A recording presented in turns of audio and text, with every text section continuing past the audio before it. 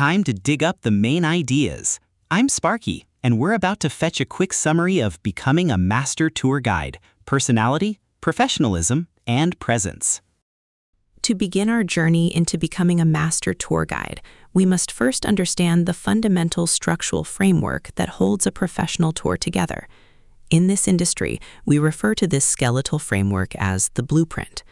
Think of the blueprint as the hidden architecture behind every successful guest experience.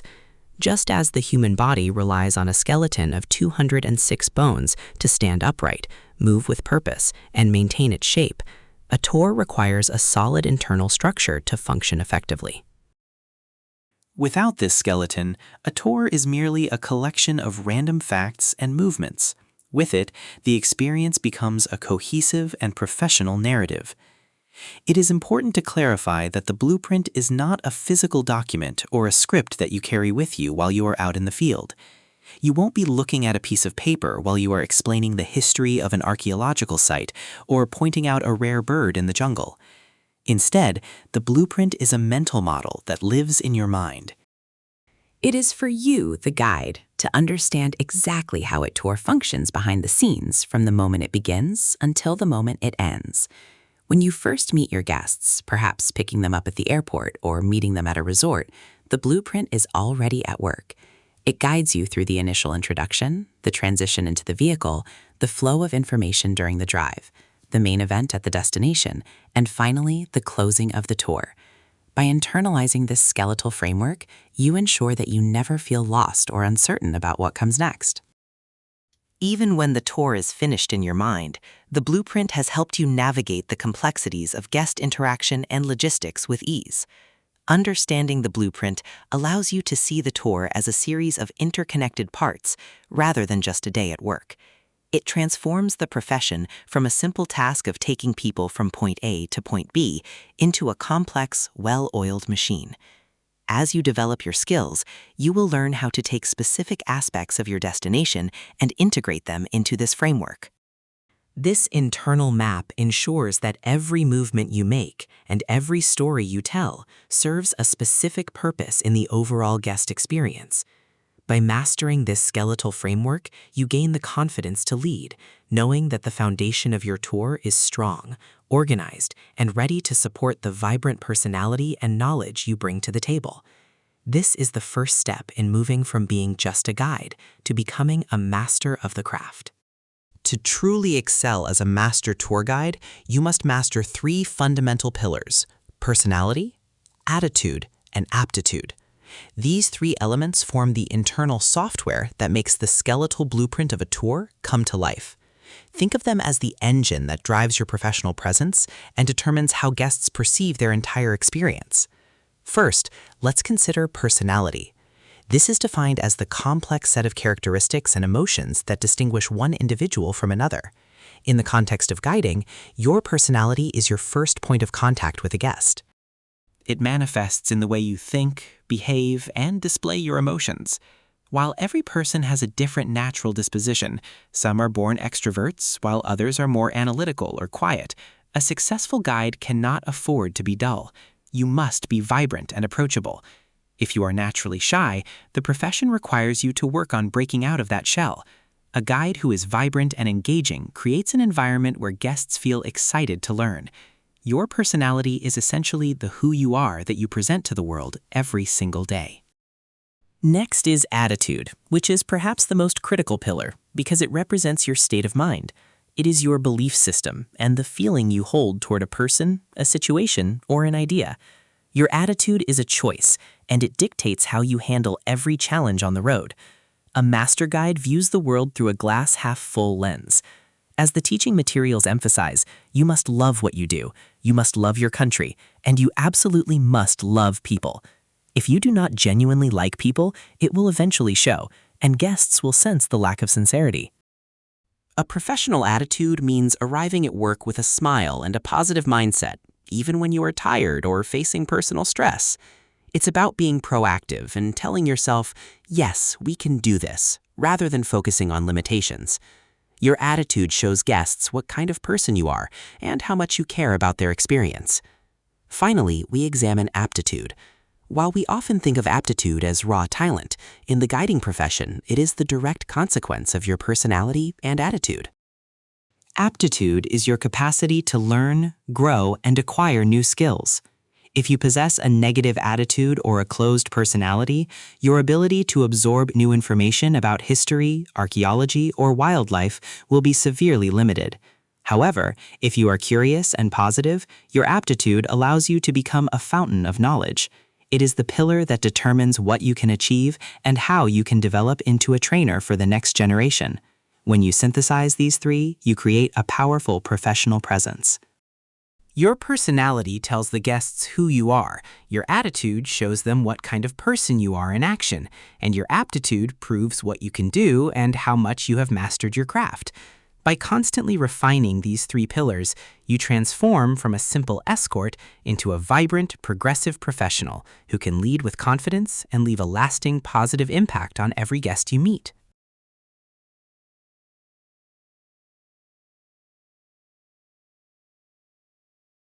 When we talk about the personality of a master tour guide, we are looking at the complex set of characteristics and emotions that distinguish one individual from another. In the context of the guiding profession, your personality is much more than just a background trait. It is the very lens through which your guests experience a destination. It manifests in the way you think, the way you behave, and most importantly, the way you display your emotions. While everyone has a unique personality, ranging from the serious and analytical to the talkative and high energy, becoming a successful guide requires a conscious effort to ensure those traits make you both approachable and vibrant. Being vibrant doesn't mean you have to be a loud or over-the-top performer, but it does mean you cannot be dull. A guide who is quiet or unenthusiastic will struggle to hold the attention of a group, regardless of how much knowledge they possess. Think of your personality as the energy that powers the tour. If you are approachable, your guests feel safe asking questions and engaging with the environment. If you are vibrant, they stay excited about what is around the next corner. As we heard in the lecture, even if you are naturally a more reserved person, you have to work on breaking out of that shell. Shyness is often a mental barrier that can be overcome with practice and a change in perspective. You have to move toward a state where you are open to the people around you, ensuring that when someone approaches you, you are ready to meet them with warmth and presence. The ideal tour guide understands that their behavior every single day defines the quality of the service. This involves a deep-seated love for people. If you don't genuinely enjoy interacting with others, the complexities of this job will quickly become overwhelming. Guests can tell when a guide is pretending to enjoy their company. True personality is very difficult to hide. This is why authenticity is so vital. The more you act like your true self while maintaining a professional standard, the more natural and effective your communication will be. Whether you are an extrovert who thrives on constant conversation or an analytical thinker who enjoys deep research, you must find a way to let your personality shine through so that guests feel they are connecting with a real human being rather than a recorded script. Ultimately, your personality is what makes you useful to your country and your industry. It allows you to develop the tourism sector into something vibrant and progressive. By being approachable, you become a bridge between the guest and the culture you are representing. You are not just a source of information, you are a vibrant representative of the experience. Mastering your personality means knowing your strengths, whether you are friendly, attentive, or exceptionally knowledgeable, and using those traits to create a positive, lasting impression. This foundation of approachability ensures that before you even begin to share the history or science of a site, you have already won the trust and interest of your audience. When we examine what truly makes a master tour guide, we have to look past outward charisma and focus on something much deeper: attitude. In the context of professional guiding, attitude is far more than just a temporary mood or a fleeting feeling. It is defined as your fundamental state of mind and a deeply rooted belief system. It is the internal lens through which you view every person, every situation, and every idea you encounter throughout your day. This state of mind is critical because it directly dictates your behavior and ultimately the quality of the service you provide to your guests. Think about how you react when you see someone new walk into a room. Do you immediately cast judgment or feel a sense of friction before they have even spoken? The lecture highlights a common phrase, feeling someone's blood. We often let these unexplained internal biases color our interactions. However, as a professional, you must recognize that these are manifestations of your internal state of mind. If you walk into a tour with a closed or judgmental attitude, it will manifest in your body language and your tone, and your guests will feel it. You cannot successfully hide a negative state of mind for long. Attitude is also about how you handle conflict and change. Within the tourism industry, things change constantly. You might have a manager who shifts the itinerary, or a colleague who challenges your perspective. A guide with a poor attitude might react with immediate anger or defensiveness, but a master guide understands that attitude is a choice. Instead of reacting impulsively to a stressful situation, you can choose to have a conversation and remain adaptable. This is especially important when dealing with guests. People are paying for an experience, and they are not paying to hear why something can't be done. They are paying for a guide who looks at a challenge and says, "Yes, let's see how we can make this happen." This leads to the concept of the glass being half full. In the field, you will face rain, delays, or equipment issues. A negative attitude sees the rain as a disaster that ruins the day. A positive, professional attitude sees the rain as the lifeblood of the jungle that makes the landscape vibrant and fills the rivers for future tours. By maintaining this positive belief system, you transform the guest's experience from a disappointment into a moment of appreciation for the environment. Finally, we must understand that attitude is the gatekeeper of your growth. Your aptitude, or your ability to learn new skills and information, is entirely dependent on your attitude. If you are negative or believe you already know everything, your mind closes off to new information. You effectively stop growing. Excellence in guiding requires a constant state of mental readiness and a belief that every challenge is an opportunity to improve. When you cultivate a state of mind rooted in positivity, curiosity, and professional love for your country and its people, you don't just provide a service, you create a lasting positive impact.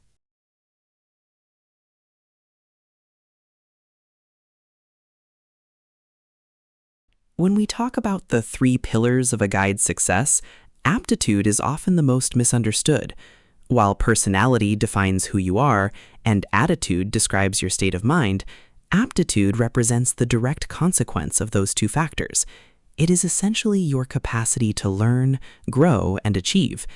In the world of professional guiding, aptitude is not just a static set of skills you are born with. It is an active ability to acquire knowledge and develop talents that may initially seem inward or hidden. Think of it as the ceiling of your potential. If your personality is vibrant and your attitude is positive, your aptitude, your ability to actually do the job well, expands. The materials remind us that a person's tendencies and inclinations heavily dictate their ability to absorb new information.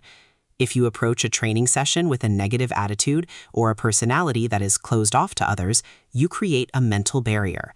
That negativity acts as a filter that prevents learning from happening. You could be in a room with the most experienced trainer in the country, but if your state of mind is resistant, your aptitude will remain stagnant. On the flip side, when you align a friendly, approachable personality with a belief system that says you can succeed, you unlock the ability to learn complex subjects, from identifying 69 species of snakes to understanding the intricate mathematics of the ancient Maya. A crucial question many students ask is whether these qualities are actually teachable. Can someone who is naturally shy or quiet improve their aptitude for a very public vocal profession? The answer is a resounding yes, but it requires a conscious shift in both personality and attitude. You have to be willing to grab the bull by the horns and move out of your comfort zone. If you are naturally analytical or quiet, you must use that trait to analyze your own performance and then intentionally practice the behaviors of a vibrant guide. Ultimately, aptitude is about what you can achieve when you put in the work. It is the transition from just having a license to becoming what the instructor calls a damn great tour guide. This involves constant research in libraries, staying curious about the world, and never being too lazy to pick up a book or go into the field. By maintaining a high aptitude, you ensure that your knowledge is never static. You become a guide who doesn't just recite facts, but understands the skeleton of the tour, allowing you to handle any situation with confidence and professional grace. You never get a second chance to make a first impression. In the world of tour guiding, that initial moment when a guest looks at you often determines the trajectory of the entire experience. This visual promise of professionalism is built on two fundamental pillars: personal hygiene and professional attire. Let's start with the non-negotiables of personal hygiene. As a guide, you are often in close proximity to your guests, whether you are sharing space in a transport van or standing together on a narrow jungle trail. Because of this, cleanliness is the absolute foundation of your service. Your hair should be neatly combed and styled, and if you wear a beard, it must be well trimmed and maintained. Oral hygiene is equally critical. You are a public speaker, and if your breath is unpleasant, your audience will naturally pull away, creating a barrier to effective communication. Furthermore, you must be extremely mindful of lingering scents. If you were out the night before, you must ensure that the smell of cigarettes or alcohol does not follow you to work. These odors are highly distracting and can immediately damage your credibility. Always use deodorant, but try to avoid overpowering colognes or perfumes that might become cloying in the tropical heat. Moving to attire, your clothing should signal that you are ready for the environment while remaining conservative and professional. While casual jeans might be fine for a day off, they are often impractical and look unprofessional in the field. Instead, choose high-quality cargo shorts or pants that are clean and freshly laundered. Specialized outdoor fabrics, such as those found in Columbia-style shirts, are ideal because they are breathable, dry quickly, and maintain a sharp appearance even in humid conditions. A simple but vital tip is to always wear a belt. It is a small detail that significantly increases how put together and authoritative you appear. For all guides, the goal is to be seen as a knowledgeable authority. This means choosing clothing that is practical for the terrain, but conservative enough to be culturally acceptable and professional. Your footwear must also match the demands of the tour. Whether you are wearing rugged hiking boots for a trek or professional-grade sandals for a site visit, they should be in good condition and suited for the task at hand. Finally, consider your equipment as an extension of your professional image. Carrying high-quality binoculars, a reliable water bottle, a visible first aid kit, and a notebook shows your guests that you are prepared for any situation. When a visitor sees a guide who is clean, well-dressed, and properly equipped, they immediately feel a sense of security. By combining meticulous grooming with smart, functional attire, you win the respect of your audience before you even open your mouth to speak.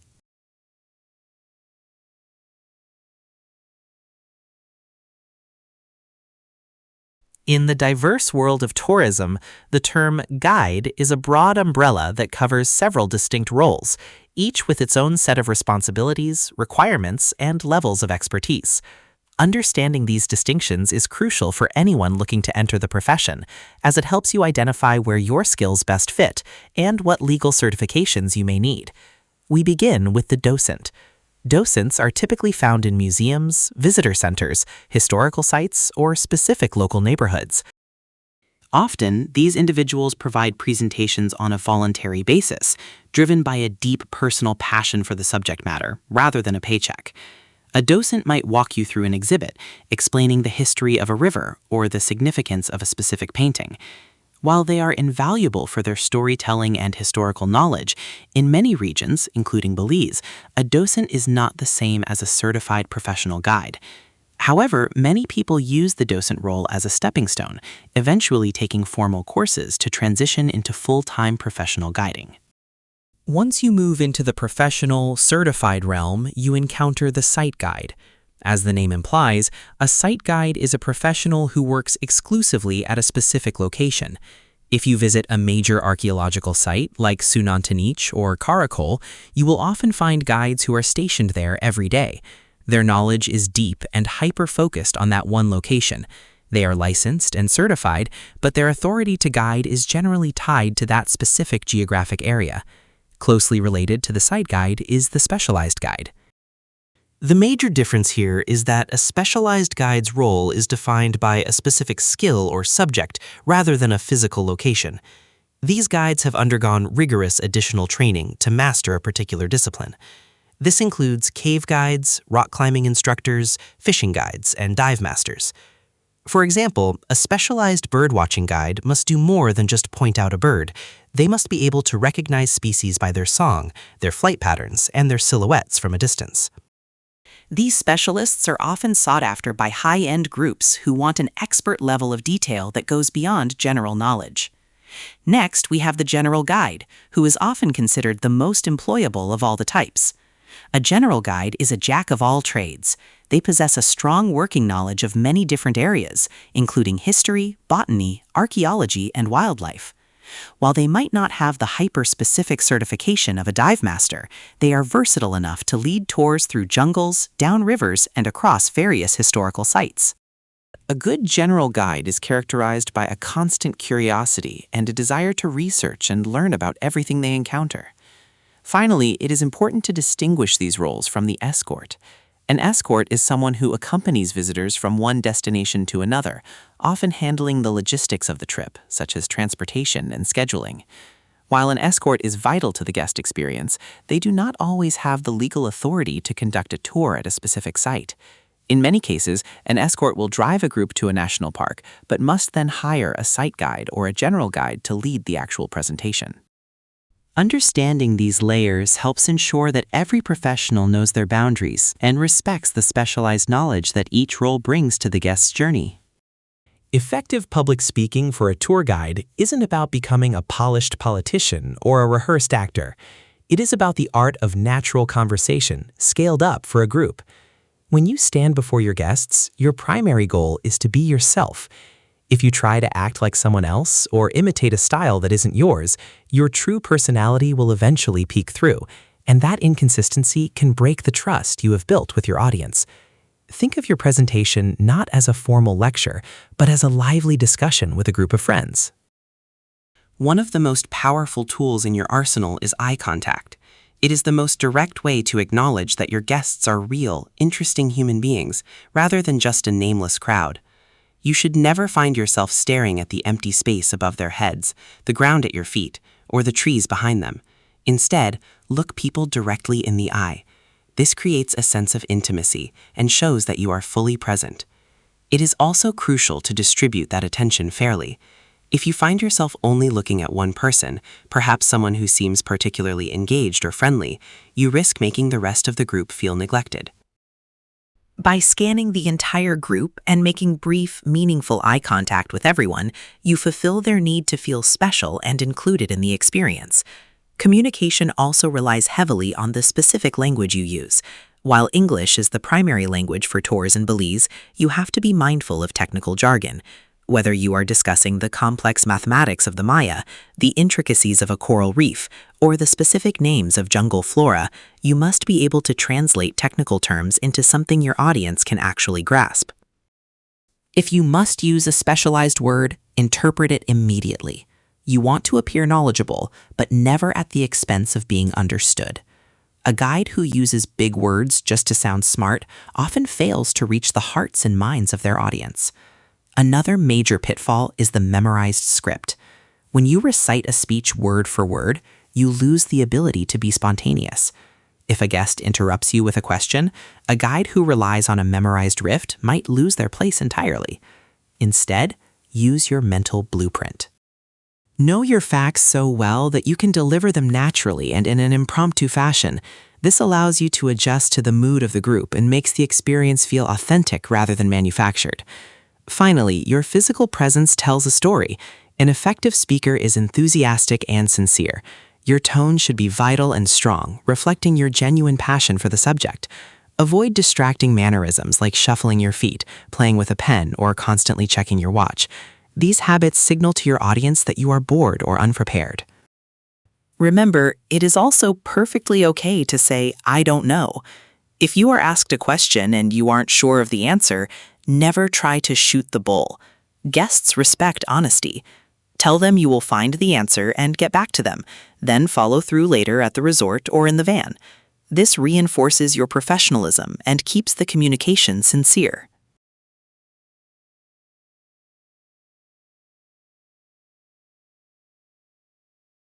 To be a master tour guide, your preparation begins long before you meet your guests at the airport or the hotel lobby. It is a dual process of mental and physical readiness that ensures you are not just a person with a license, but a professional capable of delivering excellence. Mental preparation starts with the understanding that knowledge is never static. Even if you have visited a site like Caracol, Mountain Pine Ridge, or the ATM Caves 100 times, you must treat every tour as if it were your first. Information changes, new archaeological discoveries are made, and the environment itself shifts. A professional guide is never too lazy to learn. This means constantly hitting the books, researching the latest data on the internet, and engaging in intelligent discussions with fellow guides to clarify your understanding. You should be so well versed in your destination that you never have to resort to shooting the bull. If you find yourself telling a guest you aren't well prepared, you have already failed. Most audiences will never know what you don't know unless you tell them, but true confidence comes from being genuinely informed. Physical preparation is equally vital and starts with your personal presentation. First impressions never get a second chance, and for a guide, that impression begins with hygiene and attire. You are working in close quarters, often in a van or on a boat, so your personal cleanliness is non-negotiable. This means ensuring you don't smell of cigarettes or last night's drinks, as these odors are incredibly distracting and unprofessional. Your attire should be clean, freshly laundered, and appropriate for the activity, whether that means professional cargo shorts and a collared shirt or specific gear for the jungle. Looking like a professional signals to your guests that you are a person of authority and competence. Beyond your person, physical preparation extends to your equipment and logistics. You must follow the Be Smart rule by checking every piece of gear before the tour begins. If you are heading into a cave, you need to ensure your flashlights have fresh batteries and that you carry extras.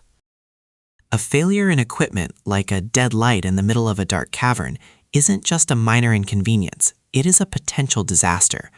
Whether it is binoculars, first aid kits, or diving regulators, every piece of equipment must be in perfect working order. This includes administrative readiness as well.